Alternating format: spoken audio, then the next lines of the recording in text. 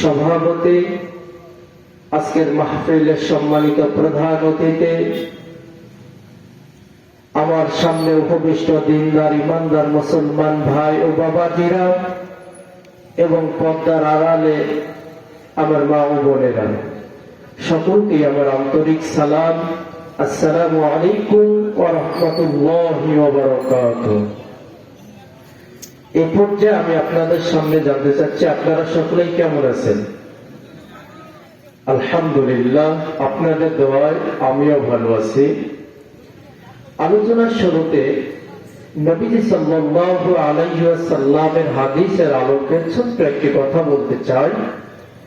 আল্লাহর নবী, বিশ্ব নবী জনাবে মুহাম্মদুর রাসূল আকরাম সাল্লাল্লাহু আলাইহি ওয়াসাল্লাম তিনি বলেছেন, আল্লাহর আসমানের নিচে জমিনের উপরে যদি কোথাও কোরআনের আলোচনা চলে, নবীজি সাল্লাল্লাহু আলাইহি ওয়াসাল্লাম বলেছেন, ঘোষণা দিয়েছেন, ওই জায়গাটা, ওই মজমাটা জান্নাতের বাগান হয়ে যায়। যারা বলুন না সুবহানাল্লাহ।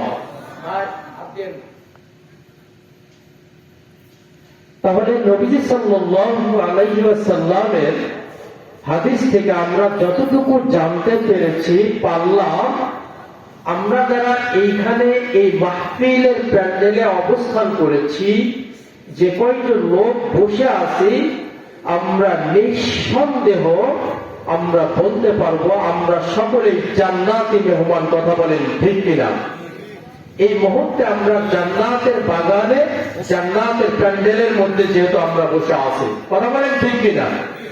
আর আল্লাহ পাক রব্বুল আলামিন জান্নাতের মধ্যে কি সকলকেই কবুল করবেন? না, আল্লাহ তাআলা এই মানুষদের জন্য ওয়া মা খালাকতুল জিন্না ওয়াল ইনসা ইল্লা লিয়াবুদুন, মানুষ এবং জিনকে আল্লাহ তাআলা সৃষ্টি করেছে শুধুমাত্র আল্লাহ তাআলার গোলামি করার জন্য। কথা বলেন ঠিক কিনা? আর এই পৃথিবীর মধ্যে যত মাখলুককে আল্লাহ তাআলা সৃষ্টি করেছে, তারা মানুষের গোলামি করার জন্য আল্লাহ পাক রব্বুল আলামিন তাদেরকে সৃষ্টি করেছে। কথা বলেন ঠিক কিনা? আর আমাদেরকে সৃষ্টি করেছে আল্লাহ তাআলার গোলামি করার জন্য। এই জন্য আল্লাহ রব্বুল আলামিন একটা জান্নাতও সৃষ্টি করেছে, জাহান্নামও সৃষ্টি করেছে। কথা বলেন ঠিক কিনা? আজকের আমি আয়াতে কারিমাও পড়েছি এই বিষয়টার উপর, সফল মুমিন এবং বিফল মুমিন। সূরাতুল মুমিনুন কোরআনে কারীমের 114টি সূরার মধ্য থেকে একটি সূরা। সেই সূরা থেকে আমি প্রথম নাম্বার, দ্বিতীয় নাম্বার, তৃতীয় নাম্বার, চতুর্থ নাম্বার আয়াতে কারিমা তেলাওয়াত করেছি। আল্লাহ রাব্বুল আলামিন কোরআনে কারীমের মধ্যে যতগুলো আয়াত রয়েছে, যতগুলো সূরা রয়েছে, এগুলোর পিছনে কোনো না কোনো কারণ রয়েছে। রয়েছে কি রয় না? আল্লাহ পাক রব্বুল আলামিন এই সূরার মধ্যে যে উদ্দেশ্য দিয়েছে, যে নিয়ম দিয়েছে, সূরাতুল মুমিনুনের মধ্যে আল্লাহ রব্বুল আলামিন মুমিনদের 7টি গুণ সম্পর্কে আলোচনা করেছে। যেরকম সুবহানাল্লাহ। পবিত্র কোরআনে কারীমের মধ্যে আল্লাহ পাক রব্বুল আলামিন 114টি সূরার মধ্য থেকে কাফেরদের নামে একটা সূরা নাযিল করেছে। নাযিল করেছে কি করে না? সেই সূরাটার নাম কি? সূরাতুল কাফিরুন। কুল ইয়া আইয়ুহাল কাফিরুন, যেটা আমরা কম বেশি সকলেই জানি। কথা বলেন ঠিক কিনা? এরপরে আল্লাহ রাব্বুল আলামিন কোরআনে কারীমের মধ্যে মুনাফিকদের নামেও সূরা নাযিল করেছে। করেছে কি করে নাই? আল্লাহ পাক রব্বুল আলামিন সূরাতুল মুনাফিকুন নাযিল করে ঘোষণা দিয়েছে যে এর মধ্যে যে গুণগুলো দিয়ে আল্লাহ তাআলা নাযিল করেছেন এই সূরাটা, এই গুণগুলো যদি কোনো ব্যক্তির মধ্যে থাকে, ওই ব্যক্তিটা হয়ে যাবে মুনাফিক। কথা বলেন ঠিক কিনা? সেই গুণ, সেই নীতিমালা, সেই আদর্শ দিয়ে আল্লাহ রাব্বুল আলামিন সূরাতুল মুনাফিকুন নাযিল করেছেন। এরপর আল্লাহ রাব্বুল আলামিন সূরাতুল মুমিনুন নাযিল করেছেন মুমিনদের জন্য। আমরা যারা এখানে উপস্থিত হয়েছি, আমরা সকলেই মুমিন। কথা বলেন ঠিক কিনা? আমরা মুমিন, এই জন্য আল্লাহ পাক রব্বুল আলামিন আমাদেরকে এখানে কবুল করে নিয়েছে। আলোচনার শুরুতে আমি যে কথাটা আপনাদের মাঝে বললাম, আমরা যারা সংখ্যাগরিষ্ঠ মানুষ এই প্যান্ডেলের মধ্যে বসে আছি, আমরা কিন্তু জান্নাতের মধ্যে বসে আছি। এটা কেউ কি অস্বীকার করতে পারবো আমরা? এই কথা বলেছেন কে? আমাদের মহামানব বিশ্ব নেতা জনাবে মুহাম্মদুর রাসূল আকরাম সাল্লাল্লাহু আলাইহি ওয়াসাল্লাম। কথা বলেন ঠিক কিনা? আর মাহফিলের প্যান্ডেলে যারা বাহিরে আছে, এরা আল্লাহ জান্নাতের মধ্যে আছে না জান্নাতের বাহিরে আছে? ভাই আপনারা থাকেন, জান্নাতের বাহিরেও থাকেন, তবে নিজের ভিতরে আল্লাহ তাআলার ভয় অন্তরের মধ্যে পয়দা সৃষ্টি করেন। এই মুহূর্তে যদি আপনার আমার মরণ হয়ে যায়, কি জবাবটা দেব আমরা আল্লাহ তাআলার কাছে? কথা বলেন ঠিক কিনা? এই তো গত কয়েক বছর আগে আমাদের পার্শ্ববর্তী থানা পত্নীতলা থানা বালুঘা নন্দনপুর নামে একটা জায়গা আছে, আপনারা অনেকেই চিনেন। কথা বলেন ঠিক কিনা? এইরকম ভাবে আলোচনা চলতেছে, আলোচনার মধ্যে ওই ব্যক্তিরা ইন্তেকাল করলে,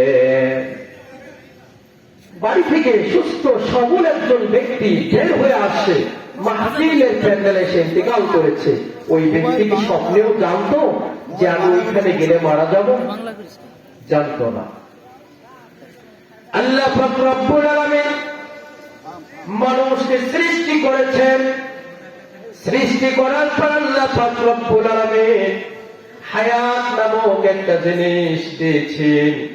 এরপর আল্লাহ পাক রব্বুল আলামিন মৃত্যু নামে একটা জিনিস দিয়েছেন। কথা বলেন ঠিক কিনা? সূরাতুল পবিত্র কোরআনে কারীমের 29 নম্বর পারা সূরাতুল মুলক আল্লাহ পাক রব্বুল আলামিন ঘোষণা দিয়ে দিচ্ছেন, আল্লাযী খালাকাল মাউতা ওয়াল হায়াতা লিয়াবলুয়াকুম আইয়ুকুম আহসানু আমালা।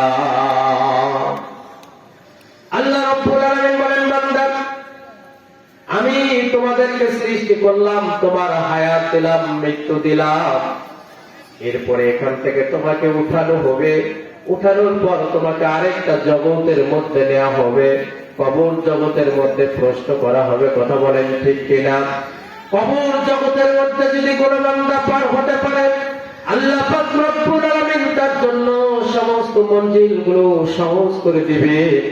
আর যদি কবর জগতের মধ্যে যদি কোনো বান্দা ধরা পড়ে যায়, আল্লাহর কসম করে বলতেছি, দুনিয়ার এমন কোন নেতা নেত্রী নাই যে তাকে কবর থেকে হাসর মিজান ফুলসিরাত পথ দেখাইবে। পারবে কি? পারবে না। এই জন্য সব দল মত সব কিছু ছেড়ে দিয়ে আমাদেরকে একটা পথ, একটা মত ধরতে হবে। সেই পথটার নাম হচ্ছে দ্বীন ইসলাম। কথা বলেন ঠিক কিনা? এই ইসলাম নিয়ে, এই দ্বীন নিয়ে যেই ব্যক্তিটা ওই কবরের মধ্যে যাইতে পারবে, ঈমান নিয়ে কবরের মধ্যে যাইতে পারবে। ঈমান নিয়ে যখন কবরের মধ্যে যাইতে পারলো, ফেরেশতা মণ্ডলী যখন কবরের মধ্যে প্রশ্ন করলো, সেই প্রশ্নের জবাবগুলো সুন্দরভাবে দিতে পারলো, হাসর মিজান ফুলসিরাত সবগুলো যদি আমরা ভালোভাবে পার হতে পারি, আর যদি পরকালে আল্লাহর জান্নাত লাভ করতে পারি, আমরা হলাম সফল মুমিন। কথা বলেন ঠিক কিনা? আমরা হলাম সফল। আজকে আমরা যারা মাহফিলের প্যান্ডেলে বসে কোরআনের আলোচনা শুনতেছি, আমরা হলাম কি? আমরা হলাম সফল বান্দা। কথা বলেন ঠিক কিনা? আর ওই যে মেলার মধ্যে যারা আড্ডা দিচ্ছে না, তারা এখনো গুমরাহী অবস্থায় পড়ে আছে। কথা বলেন ঠিক কিনা? এই জন্য তো আল্লাহ পাক রব্বুল আলামিন সূরাতুল মুলুকের মধ্যে ঘোষণা দিয়েছেন, বান্দা এই দুনিয়াটা হচ্ছে একটা পরীক্ষার জায়গা। এখানে যেমন কাজ করবা, এরপরে একটা তোমাদের রেজাল্ট দেওয়া হবে, সেটা হবে পরকালের ময়দানে। দুনিয়াতে যদি আপনি আমি স্কুলে পড়তে পড়াশোনা করি, বছর শেষে একটা ফাইনাল পরীক্ষা হয় কি হয় না? বছর শেষে যেরকম একটা বাৎসরিক ফাইনাল পরীক্ষা হয়, ফাইনাল পরীক্ষা দেওয়ার পর আপনার সমস্ত খাতাগুলো যখন একত্রিত করে, আপনার ফলাফল নাম্বার গুলো যখন একত্রিত করে দেখা গেল এতগুলো বান্দার মধ্যে যার নাম্বার ফলাফলটা বেশি হয়ে যাবে, ওই বান্দাটা, ওই ব্যক্তিটার রোল নাম্বার ওই স্কুলের শিক্ষক কিংবা ওই কলেজের শিক্ষক 1, 2 করে দেবে। এটাই স্বাভাবিক কথা, বলেন ঠিক কিনা?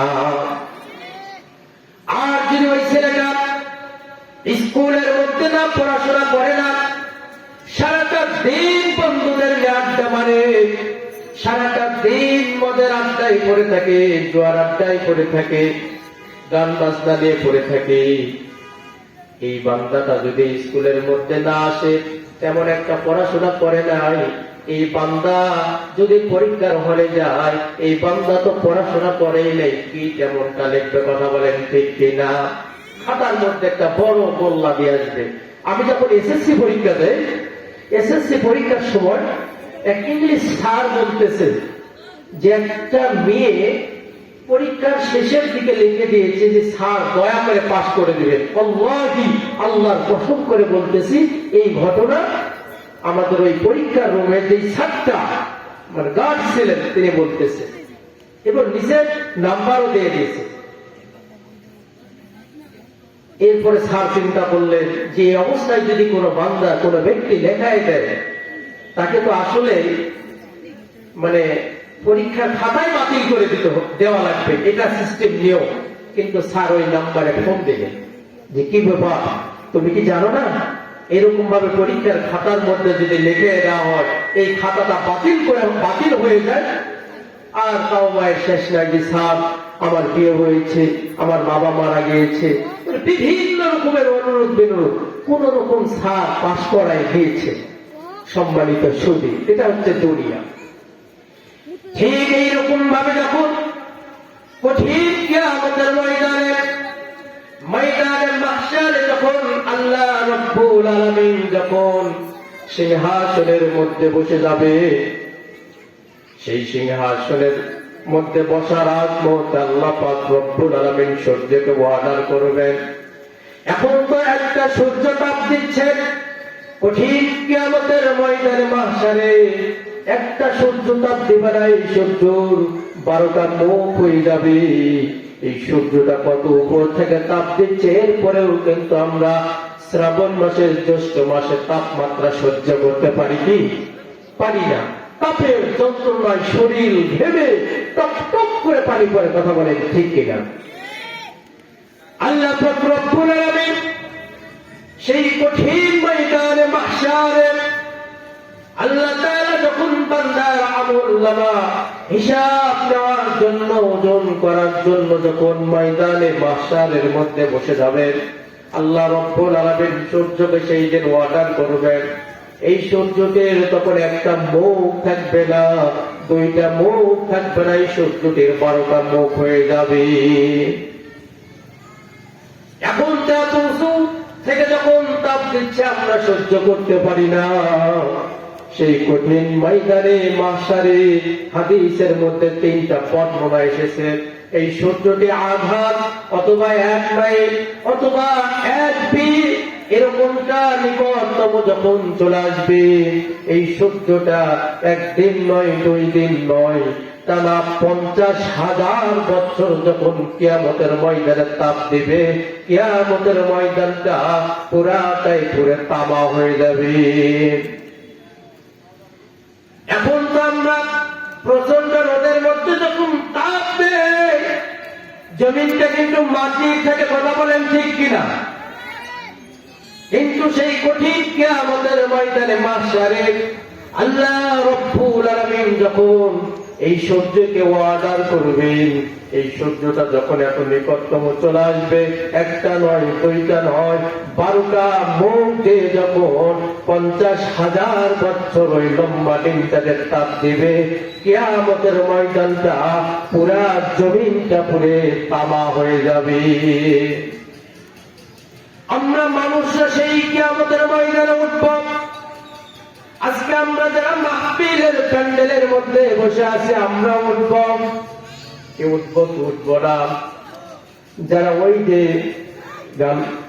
মেলার মধ্যে আড্ডা মারছে, দোকানের মধ্যে আড্ডা মারছে, কিংবা এখনো বাইরে বিভিন্ন জায়গাতে বন্ধু বান্ধব আড্ডা মারতেছে, তারা মনে হয় উঠবে না, তারা মনে হয় উঠবে না। এই জন্যই তো তারা ওখানে মজা নিচ্ছে। কথা বলেন ঠিক কিনা? আমার ভাইয়েরা, সেই দিন হাজিরা উঠবে, সেই দিন আলেমরা উঠবে, মুফতি সাহেব উঠবে, নবীরা পর্যন্ত উঠবে, সাহাবায়ে কেরাম উঠবে। সেই কঠিন কিয়ামতের ময়দানে একজন নবী পর্যন্ত আল্লাহর সামনে কথা বলার সুযোগ পাবে না। এত বড় কঠিন কিয়ামতের ময়দানটা অনুষ্ঠিত হয়ে যাবে। আমার ভাইরা, এত কঠিন ময়দানে যখন এই সূর্যটা একদিন নয়, 2 দিন নয়, 50,000 বছর যখন লম্বা ওই দিনটা তাপ দিবে, পুরা কিয়ামতের জমিনটা পুরে তামা হয়ে যাবে। মানুষের যেখানে পা পড়বে, পা তার মধ্যে ফসকা পড়ে যাবে। তাপের যন্ত্রণায় মানুষের মাথার মগজগুলো চোখ দিয়ে টিপ টিপ করে ঘুরে ঘুরে পড়তে থাকবে, লাল দিয়ে পড়তে থাকবে। আর মানুষগুলো সেই দিন হায় আফসোস একটা চিৎকার দৌড়বে, পানি চাই, পানি চাই, পানি চাই। সেই দিন আপনাকে কেউ এক ফোঁটা হাউজে কাউসারের সারাপ দিতে পারবে না। যদি আপনি আমি আল্লাহর রাসূলের মহাব্বত আমাদের অন্তরের মধ্যে ধারণ করে, আমাদের সিনার মধ্যে ধারণ করে যদি আমরা এই দুনিয়াতে চলতে পারি, নবীর আদর্শ নিয়ে এই দুনিয়াতে চলতে পারি, নবী যেইভাবে চলতে বলেছে সেইভাবে যদি আপনি চলতে পারেন, কোরআন যেভাবে নির্দেশনা দিয়েছে সেই নির্দেশনা মেনে যদি আপনি আমি চলতে পারি, তাহলে সেই দিন আল্লাহ পাক রব্বুল আলামিন এত কঠিন ময়দানে মাহশারের মধ্যে আরশ আজিমের নিচে ছায়া দান করবে। যারা বলুন না সুবহানাল্লাহ। সেই আরশ আজিমের নিচে আমরা ছায়া চাই কি চাই না? আমরা যারা আরশ আজিমের নিচে ছায়া চাই, আমি আপনাদেরকে একটু কষ্ট দেব, বা একটু কষ্ট হলেও আমরা একটু সামনে চেপে চেপে আসে বসবো, কারণ মাহফিলের আদব আমরা সৌন্দর্য বজায় রাখবো। একটু আমরা কালেমা পড়বার সামনের দিকে এগিয়ে এগিয়ে আসবো। লা ইলাহা ইল্লাল্লাহ, লা ইলাহা ইল্লাল্লাহ, লা ইলাহা ইল্লাল্লাহ, লা ইলাহা ইল্লাল্লাহ, লা ইলাহা ইল্লাল্লাহ, মুহাম্মাদুর রাসূলুল্লাহ সাল্লাল্লাহু আলাইহি ওয়াসাল্লাম। সম্মানিত সুধী, আজকে আমরা যারা এখানে উপস্থিত হয়েছি, আমরা সকলে আরশ আজিমের নিচে ছায়া চাই কি চাই না? আমরা কারা কারা আরশ আজিমের নিচে ছায়া চাই? একটু দুইটা হাত তুলে সেই মহান রব্বে কারীমকে দেখাবো। আল্লাহ আমাদের সকলকেই কবুল করুক। হাত নামা। আল্লাহ আমাদের এই সম্মানিত ভাইদেরকে সেই কঠিন কিয়ামতের ময়দানে সম্মানিত করেই আল্লাহ আপনি উঠায়। আমিন। আমার ভাইরা, তাহলে বলতেছিলাম আমি, সর্বপ্রথম আমাদেরকে ঈমান আনয়ন করতে হবে। ঈমান আনয়ন করার পর যদি আপনি আমি ঈমান নিয়ে মৃত্যুবরণ করতে পারি, যদি আপনি আমি ঈমান নিয়ে কবরে যেতে পারি, ফেরেশতা মণ্ডলী যখন কবরের মধ্যে প্রশ্ন করবে, সেই প্রশ্নের জবাবগুলো যদি আপনি আমি দিতে পারি, তাহলেই আপনি আমি হতে পারবো প্রকৃত মুমিন। কথা বলেন ঠিক কিনা? তাহলে আমরা যারা এখানে উপস্থিত হয়েছি, আমরা সকলেই সফল মুমিন হতে চাই। কথা বলেন ঠিক কিনা? এরপরে সফল মুমিন কারা? এরাও আল্লাহর উপর ঈমান আনয়ন করল, বন্ধু নামাজ পড়লো, রোজা করলো, হজ করলো, যাকাত দিল, মাগার ঈমান নিয়ে মৃত্যুবরণ করতে পারলো না, ঈমান নিয়ে কবর যেতে পারলো না। ফেরেশতা মণ্ডলী যখন কবরের মধ্যে প্রশ্ন করলো, সেই প্রশ্নের জবাবগুলো দিতে পারলো না। হাসর মিজান ফুলছিরা একটাও আমরা ভালোভাবে পার হতে পারলাম না। এইবার আমি আপনাদেরকে বলি, এই ধরনের মানুষ যারা কঠিন ময়দানে মাহশারে উঠবে, এরা সফল লাভী ফল, এরা সফল লাভী ফল। এরা হচ্ছে বিফল মুমিন। আমরা কিন্তু বিফল চাই না, আমরা সফলতা চাই। কথা বলেন ঠিক কিনা? আমরা সকলেই সফল হতে চাই। আমরা মুমিন দাবি করি, আমরা মুসলমান। কথা বলেন ঠিক কিনা? আমরা হতে চাই মুমিন, আমরা হতে চাই সফল। এই জন্য আল্লাহ পাক রব্বুল আলামিন মুমিনদের সফলতা সম্পর্কে আল্লাহ রব্বুল আলামিন পবিত্র কোরআনে কারীমের মধ্যে ঘোষণা দিচ্ছেন কোন মুমিনটা সফল, কোন মুমিনটা সফল। সফল মুমিন সম্পর্কে আল্লাহ পাক রব্বুল আলামিন সূরাতুল মুমিনুনের প্রথম নম্বর আয়াতের মধ্যে আল্লাহ তাআলা ঘোষণা দিচ্ছেন ক্বাদ আফলাহাল মুমিনুন।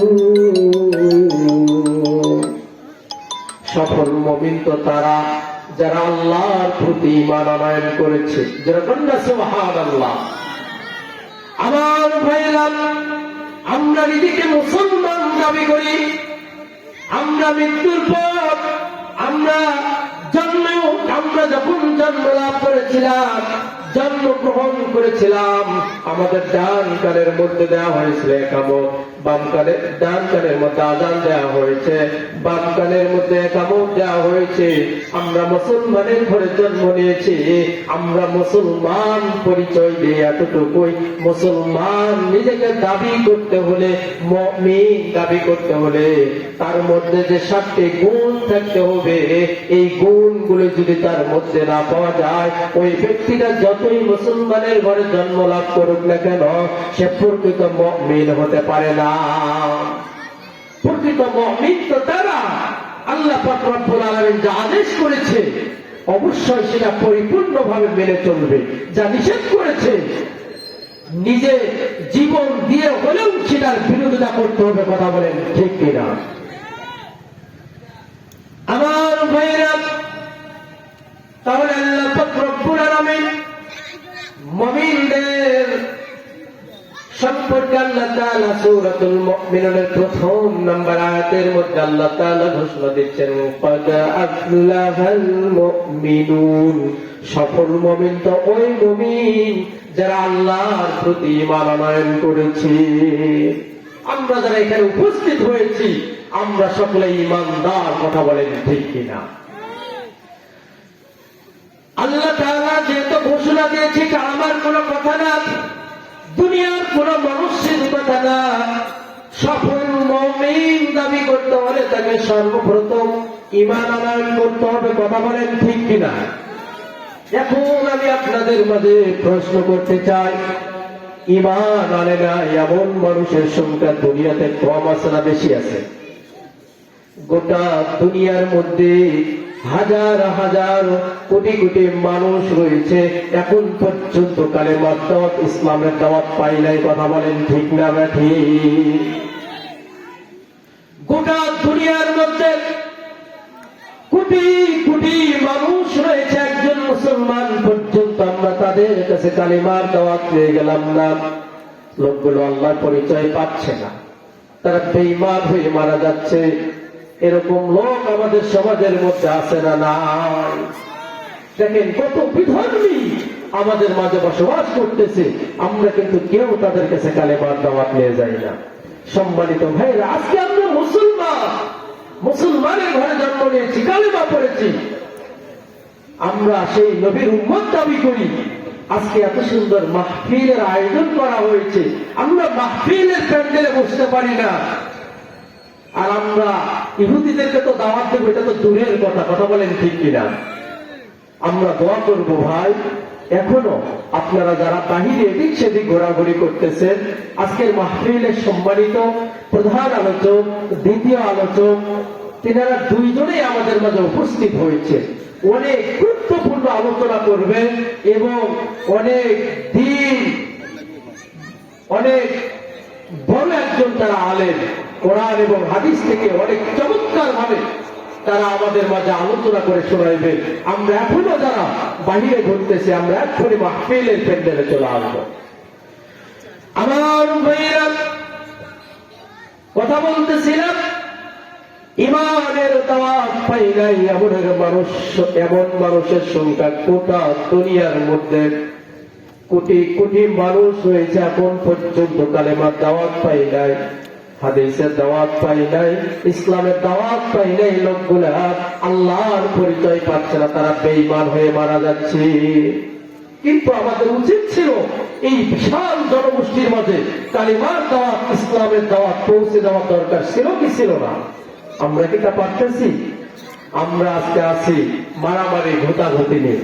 সম্মানিত সৌদি, আজকে আপনারা যারা আলেম, এটা আমাদের মধ্যেই বেশি হচ্ছে। আমরা যারা বক্তা জগতের মধ্যে আছি, দেখবেন মাইক একটা সামনে পেলেই কে উষা টুপি পড়েছে, কে পাঁচকল্লি টুপি পড়েছে, এই ব্যাপার নিয়ে মারামারি ঘোটাঘুটি আছে না আমাদের সমাজে। একজন আমিন আসতে বলছে, একজন আমিন জোরে বলছে, এটা নিয়েও মারামারি আছে না নাই। এরপরে কে হাত উপরে বাঁধলো, কে নিচে বাঁধলো, মারামারি আছে না নাই। এখন আমি আপনাদের মাঝে প্রশ্ন করব, সম্মানিত সুদী, আমিন যদি কেউ আসতে বলে নামাজ হবে কি হবে না? যদি কেউ জোরে বলে নামাজ হবে কি হবে না? যদি কেউ হাত উপরে বাঁধে নামাজ হবে কি হবে না? যদি কেউ হাত নাভির নিচে বাঁধে নামাজ হবে কি হবে না? আরে ভাইরা, হাত তো ছেড়ে দিয়েই নামাজ আদায় হয়।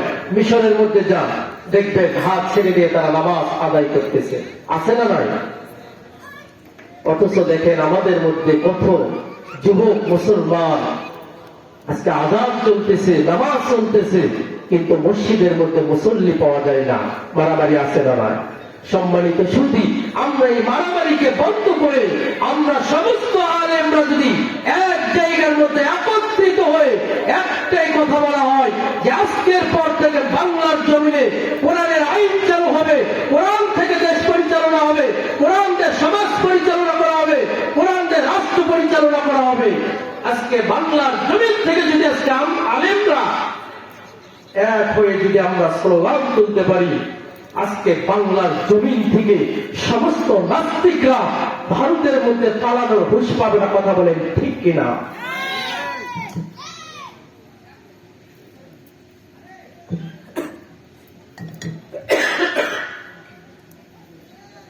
কিন্তু আজকে আমরা মারামারি নিয়ে, হিংসাত্মক ভাব নিয়ে আজকে আমরা আমাদের জীবন পরিচালনা করতেছি। কথা বলেন ঠিক কিনা? এগুলো আমাদেরকে ছেড়ে দিতে হবে। আমার ভাইরা,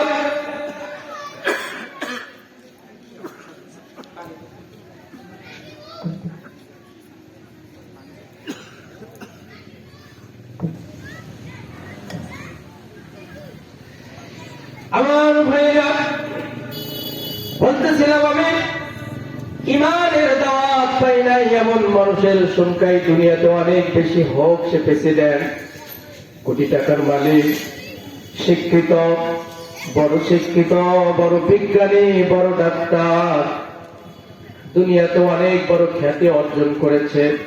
আমার ভাইরা, দুনিয়ার মধ্যে নাম আছে, জাত আছে, কিন্তু ওই লোকটার মধ্যে যদি ঈমান না থাকে, এই লোকটা সফল না বিফল? এবার আপনারা বলুন তো, এই লোকটা সফল না বিফল? দুনিয়াতে অনেক বড় খ্যাতি অর্জন করেছে, দুনিয়াতে নাম ডাক সব কিছু অর্জন করলো, কিন্তু লোকটার মধ্যে যদি ঈমান না থাকে, এই লোকটা কখনোই সফল মুমিন হতে পারে না। আবার দেখেন, কুড়ে ঘরের মধ্যে থাকে, দিন আনে দিন খায়, এক বেলা খায়, সবজি দিয়ে খায়, সারাটা দিন রিক্সা চালায়, এই লোকটার মধ্যে ঈমান আছে, এই লোকটা সফল না বিফল? তাহলে সফলতা এবং বিফলতা এটা কিন্তু দুনিয়ার উপরে নির্ভরশীল না। সফল এবং বিফল এটা হচ্ছে ঈমানের সাথে নির্ভরশীল। আজকে যারা আমরা কদ আফলাহাল মুমিনুন, যারা আল্লাহর প্রতি ঈমান আনয়ন করেছি, আমরাই হয়েছি সফল। কথা বলেন ঠিক কিনা? আর যারা আল্লাহর প্রতি ঈমান আনয়ন করার পর ওই যে নামাজ পড়লো, রোজা করলো, হজ করলো, যাকাত দিল, মাগার ঈমান নিয়ে মৃত্যুবরণ করতে পারলো না, নিজেকে ঈমানদার পরিচয় দিল, নিজেকে মুসলমান পরিচয় দিল, দুনিয়াকে দুনিয়ার সাথে সাজায় নিল, এমন মানুষ যদি হয়, এই লোকটা বিফল। তাহলে সফলতা এবং বিফলতা এটা দুনিয়ার উপরে নির্ভরশীল না, এটা হবে ঈমানের সাথে নির্ভরশীল। কথা বলেন ঠিক কিনা? তাহলে ওখানে হাত দিচ্ছেন কেন? তাহলে সফল এবং বিফল, সফল মুমিন নিজেকে দাবি করতে হলে সর্বপ্রথম আল্লাহর উপর ঈমান আনয়ন করতে হবে। এরপরে সফল মুমিনদের 2 নম্বর বৈশিষ্ট্য সম্পর্কে আল্লাহ পাক রব্বুল আলামিন পবিত্র কোরআনে কারীমের মধ্যে ঘোষণা দিচ্ছেন, আল্লাযীনা হুম ফী সালাতিহিম খাশিউন। মুমিনদের 2 নম্বর বৈশিষ্ট্য হবে মুমিনরা নামাজ পড়বে বিনয় এবং নম্রতা নিয়ে। তাহলে সূরাতুল মুমিনুনের মধ্যে আমরা ঘোষণা পেয়ে গেলাম নামাজ কিভাবে পড়বো। আল্লাযীনা হুম ফী সালাতিহিম খাশিউন, নামাজ পড়তে হবে বিনয় এবং নম্রতা নিয়ে। বন্ধু, নামাজ পড়লেই হবে না, নামাজ আদায় করলেই হবে না, নামাজের মধ্যে বিনয় এবং নম্রতা থাকতে হবে। যেই নামাজের মধ্যে বিনয় থাকে না, নম্রতা থাকে না, এটা কোনো উত্তম নামাজ হইতে পারে না। আর এই নামাজ কখনো মুমিনদের জন্য, ঈমানদারদের জন্য সফলতা বয়ে আনতে পারে না। তাহলে যারা নিজেকে মুমিন দাবি করবে, ঈমানদার দাবি করবে, তারা নামাজে বিনয় এবং নম্রতা হবে। কথা বলেন ঠিক কিনা? আজকে আমরা এমন মুসল্লি রয়েছি, আমাদের সমাজের মধ্যে এমন কিছু মুসল্লি রয়েছে, দেখবেন নিজেকে ঈমানদার দাবি করে, এরপরে তারা মসজিদের মধ্যে তারাবির নামাজের মধ্যে ইমাম নিযুক্ত করে। যে যত আগে নামাজ পড়াইতে পারবে, যে যত জোরে সূরা পড়াইতে পারবে, সূরা শুদ্ধ হোক বা বিশুদ্ধ হোক দেখার বিষয় নাই, নামাজ আগে পড়তে হবে, এটা সত্য কথা। যে ইমাম জোরে নামাজ পড়াবে তারই আগে চাকরি দেওয়া হোক। আমাদের সমাজে এই বৈশিষ্ট্য আছে না নয়? সম্মানিত সুধী, এটা আমাদেরকে ছেড়ে দিতে হবে। দেখবেন নামাজ আরম্ভ করে দিয়েছেন তারাবির নামাজ, এক মসজিদে একটু আগে হয়েছে, 10 মিনিট আগে, পরের দিন 4 দোকানে যাবে, ইমামের বিপক্ষে গিবত শুরু হয়ে যাবে। ধরুন আমাদের মসজিদে এটা ইমাম হলো নাকি? নামাজ পড়াইতে পড়াইতে 2 ঘন্টা লাগাই দেয়, এই ইমাম রাখা যাবে না আগামীতে। এরকম লোক আছে না না? সম্মানিত সুধী, আপনি আমি নামাজ আদায় করার জন্য মসজিদের মধ্যে আসি, আপনি আমি মুসল্লি, এতগুলো মুসল্লিদের দায়ভার নিয়ে একজন ইমাম সাহেব নামাজের মধ্যে দাঁড়ায়। কথা বলেন ঠিক কিনা? তার মাথার মধ্যে অনেক চিন্তা থাকে। নামাজের মধ্যে রুকু আছে, সেজদা আছে, নামাজের মধ্যে যে ছোট্ট ছোট্ট তাসবিহগুলো আছে। আমরা মুসলমান, আজকে আমাদের বয়স বাড়তে বাড়তে 80, 90, 85 হয়ে যাচ্ছে। আজকে আমরা সারা পারি আছে না না? আমরা 2-4 দিন পর ইন্তেকাল করব, মারা যাব। আমরা তাশাহুদ পারি না, দুরূদ শরীফ পারি না, নামাজের মধ্যে যে ছোট্ট ছোট্ট মাসরুম দোয়াগুলো আছে আমরা এগুলো পারি না। অথচ আমরা ইমাম সাহেবদের বিরুদ্ধে কথা বলি। কথা বলেন ঠিক কিনা? সম্মানিত সুধী, এই জন্য আমাদের জন্য আসছে শুভ। আমরা যদি এই মুহূর্তে সকলে এক জায়গার মধ্যে দাঁড়াইয়া আমরা যদি ইসলামকে সামনে ধারণ করতে পারি, ইসলামকে ক্ষমতায় আনতে পারি, তাহলে দেখবেন ইমামরা আগামী দিন থেকে এই সমাজের মধ্যে নেতৃত্ব দিতে। কথা বলেন ঠিক কিনা? আজকে দিনে ছত্রি বা দাড়ির মধ্যে বেগ লাগায় এমন একজন মানুষ, এমন একজন ব্যক্তি ইমাম সাহেবকে আসে দিক নির্দেশনা দিচ্ছে, এটা কি সহ্য করার কথা? সম্মানিত সুধী, আমরা যারা এই ভুল করেছি, আমরা আগামী দিন থেকে ফিরিয়ে আনবো। আমরা আর কখনো ইমামদের সাথে বেয়াদবি করব না। তাহলে আয়াতের মধ্যে আমরা কি বুঝতে পারলাম? আল্লাহ পাক রব্বুল আলামিন সফল মুমিনদের সম্পর্কে সূরাতুল মুমিনুনের মধ্যে আল্লাহ তাআলা ঘোষণা দিচ্ছেন, আল্লাযীনা হুম ফী সালাতিহিম খাশিউন। মুমিনরা নামাজের মধ্যে বিনয় এবং নম্রতা হতে হবে। যেই নামাজের মধ্যে বিনয় থাকে না, নম্রতা থাকে না, এটা কোনো উত্তম নামাজ হইতে পারে না। কথা বলেন ঠিক কিনা? আল্লাহ রাব্বুল আলামিন আমাদের সকলকে বিনয় এবং নম্রতা নিয়ে নামাজ আদায় করার, সালাত আদায় করার তৌফিক দান করুন। সকলে চিল্লায়ে বলুন আমিন। আমার ভাইরা, আজকে আমাদের সমাজের মধ্যে এমন কিছু মুসল্লি রয়েছে, মসজিদের মধ্যে টাইলস দিতে রাজি আছে কিন্তু নামাজের জন্য রাজি নাই। দেখবেন বহু জায়গার মধ্যে মসজিদের সভাপতি নামাজ পড়ে না, আছে না নাই? এগুলোকে আগামীকাল থেকে মসজিদের সভাপতি থেকে বাদ দিয়ে দিবেন। আমি গ্রামের সন্তান হিসাবে আপনাদের কাছে উদাত্ত আহ্বান করবো, যারা নামাজ পড়বে না তাদেরকে সভাপতি থেকে বাদ দিয়ে দিবেন। আল্লাহর কাছে জবাবদাহি হতে হবে না, আল্লাহর কসম করে বলতেছি। যারা নামাজ আদায় করে না এদেরকে সভাপতি করবেন না, সেক্রেটারি করবেন না, ক্যাশিয়ার করবেন না। দেখবেন অনেক জায়গার মধ্যে সভাপতি নামাজ পড়ে না, ক্যাশিয়ার নামাজ পড়ে না, অনেক জায়গার মধ্যে আছে না নাই। এইবার আপনারা বলুন তো, এই ব্যক্তিটা মসজিদের সভাপতি হওয়ার পরও যদি ব্যক্তিটা নামাজ না আদায় করে, কথা বলেন ঠিক কিনা? যদি ওয়ার্ডের মেম্বার নামাজ না পড়ে, এ আল্লাহর দরবারে পাশ করে ইমানদার না ফেল করা ইমানদার? আপনারা রায় দিবেন এবার, ঘোষণাকার।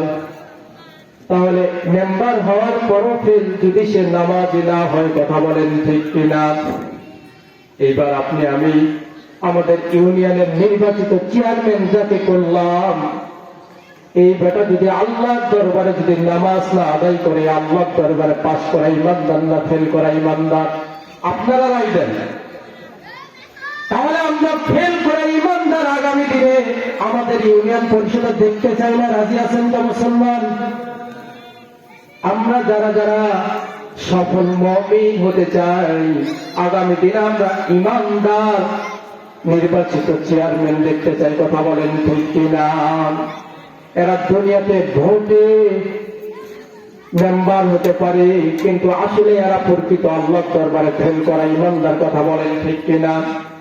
আমার ভাইরা, দুনিয়াতে ভোটে পাস করে মেম্বার হওয়া যায়, চেয়ারম্যান হওয়া যায়, প্রধানমন্ত্রী হওয়া যায়, কিন্তু আল্লাহর দরবারে ইমানদার হিসেবে পাস করতে হলে নামাজ পড়া লাগবে, কথা বলেন ঠিক কিনা? যারা নামাজ পড়ে না তারা কখনো সফল মুমিন হতে পারে না। তাহলে দুনিয়াতে নির্বাচনে ভোটে পাস করা যায়, আল্লাহর দরবারে ইমানদার হিসেবে পাস করতে হলে আমাদেরকে কি করা লাগবে? একটা আওয়াজকে বলেন, নামাজ পড়া লাগবে, কথা বলেন ঠিক কিনা? দুনিয়াতে যদি কপাল ভালো হয় ভোটে পাস করা যায়, আর দুনিয়াতে যদি আরো বেশি কপাল ভালো হয় বিনা ভোটে পাস করা যায়। এখন তো আর বর্তমান নাই, এটা ছিল আগামী দিনে, পালাইছে তারা, কথা বলেন ঠিক কিনা? বিনা ভোটে মেম্বার, বিনা ভোটে চেয়ারম্যান, বিনা ভোটে এমপি, বিনা ভোটে প্রধানমন্ত্রী, কথা বলেন ঠিক কিনা? ফেরাউন জুলুম করেছিলেন, আজকে ফেরাউন দুনিয়ার জমিনে নাই। নমরুদ জুলুম করেছিলেন, নমরুদ দুনিয়ার জমিনে না। সম্মানিত সুধী, আজকে যারা আমাদের অতীতে যারা ইসলাম নিয়ে জুলুম করেছে, নির্যাতন করেছে, আল্লাহ পাক রব্বুল আলামিন তাদেরকে এমন ভাবে লাঞ্ছিত বঞ্চিত করেছে, তাদেরকে কুত্তা পিটা করে দুনিয়া থেকে বিদায় করেছে, কথা বলেন ঠিক কিনা? সম্মানিত সুধী, এরপরেও যারা আগামী দিনে এই ইসলামকে নিয়ে বেশি বাড়াবাড়ি করার চেষ্টা করবে, যারা আলেমকে নিয়ে, যারা আলেমদের নামে মিথ্যা মামলা দেওয়ার চেষ্টা করবে, আগামী দিনে এমন মানুষকে আমরা আমাদের নেতা বানাতে চাই না, কথা বলেন ঠিক কিনা? আমরা নেতা বানাবো তাকে যেই নেতার মধ্যে আল্লাহ রাসূলের আদর্শ থাকবে, যেই নেতার মধ্যে আল্লাহ রাসূলের মহব্বত থাকবে, যেই নেতার মধ্যে আল্লাহ রাসূলের ভালোবাসা থাকবে, কথা বলেন ঠিক কিনা? এমন একজন মানুষকে যদি আপনি আমি নেতা হিসাবে গ্রহণ করতে পারি, আমার ভাই, আল্লাহ পাক রব্বুল আলামিন পবিত্র কোরআনে কারীমের মধ্যে ঘোষণা দিচ্ছেন, কিয়ামতের ময়দানে প্রত্যেকটা মানুষকে আল্লাহ তাআলা তার নেতা সহকারে তুলবে। প্রত্যেকটা মানুষকে আল্লাহ তাআলা কিয়ামতের ময়দানে নেতা সহকারে আল্লাহ তাআলা উঠাইবে। আপনার নেতা যদি যেই দলের হবে, আপনি যাকে নেতা হিসেবে গ্রহণ করবেন, আপনার নেতা যদি সলিমউদ্দিন হয়ে থাকে, সলিমউদ্দিনের সাথে আপনার হাসন নাসন হবে, কথা বলেন ঠিক কিনা? আপনার নেতা যদি কফিলউদ্দিন হয়ে থাকে, সেই কফিলউদ্দিনের সাথেই কিন্তু আপনার আমার হাসন নাসর হবে। আপনার আমার নেতা যদি আল্লাহ রাসূলের আদর্শ এমন একজন ব্যক্তিকে নেতা হিসেবে গ্রহণ করতে পারি, এমন একজন ব্যক্তির সঙ্গে আল্লাহ পাক রব্বুল আলামিন কিয়ামতের ময়দানে উঠাইবে। আপনার নেতা যদি নামাজি হয়, তার যত সঙ্গপাঙ্গ আছে সবাই নামাজি হবে, কথা বলেন ঠিক কিনা? সব কথার এক কথা, সফল মুমিন হিসেবে দাবি করতে হলে সর্বপ্রথম কদ আফলাহাল মুমিনুন, আল্লাহর প্রতি ঈমান আনয়ন করতে হবে। কথা বলেন ঠিক কিনা? এরপর আল্লাহ পাক রব্বুল আলামিন ঘোষণা দিচ্ছেন আল্লাযীনা হুম ফি সালাতিহিম খাশিউন। নামাজের মধ্যে মুমিনরা সব সময়ের জন্য বিনয় এবং নম্র হবে। যেই নামাজের মধ্যে বিনয় থাকে না, নম্র থাকে না, এটা কোনো উত্তম নামাজ হইতে পারে না। নামাজ পড়েছিলেন সাহাবায়ে কেরাম। মদিনার একজন সাহাবী আযান শোনার সঙ্গে সঙ্গে তিনি মসজিদের মধ্যে চলে যেতেন একটা চাদর মুড়ি দিয়ে।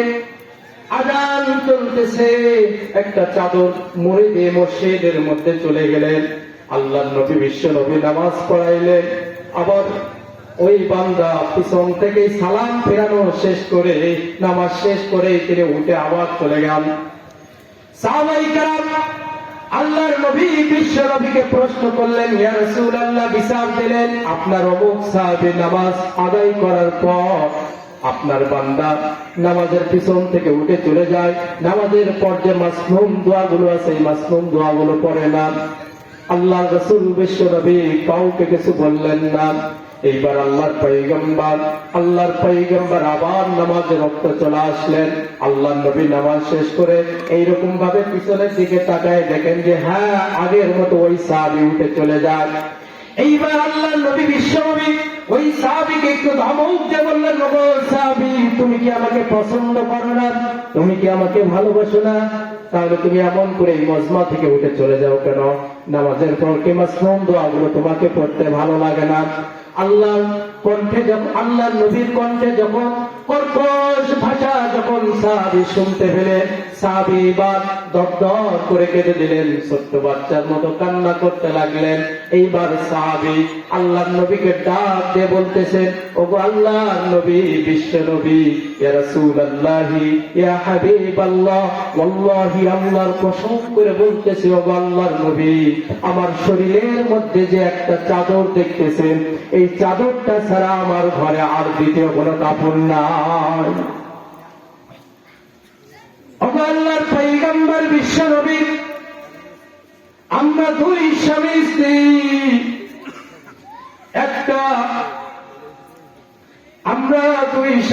একটা পাহাড়ের গর্তের মধ্যে থাকি, একটা গুহার মধ্যে থাকি। আমাদের থাকার মতন এমন কোন জায়গা নাই, এমন কোন ঘর নাই। ইয়া রাসূলুল্লাহ, আমার স্ত্রীর শরীরের মধ্যে যে কাপড়টা আছে, এই কাপড় দিয়ে আমার স্ত্রীর ফরজ সতরটা ঢাকে না। ইয়া রাসূলুল্লাহ, আর ফরজ সতর যদি না ঢাকা যায়, আল্লাহর রাসূল তার কখন নামাজ আদায় হয় না। ওগো আল্লাহর নবী, বিশ্ব নবী, আমি নামাজ শেষ করে এখান থেকে উঠে চলে যাই সত্য, আমি যদি নামাজের পর মাসনুন দোয়াগুলো পড়তে যাই, আমি যদি নামাজের পর যদি ছোট্ট ছোট্ট দোয়াগুলো পড়তে যাই, ইতিমধ্যে সূর্য উদিত হয়ে যাবে।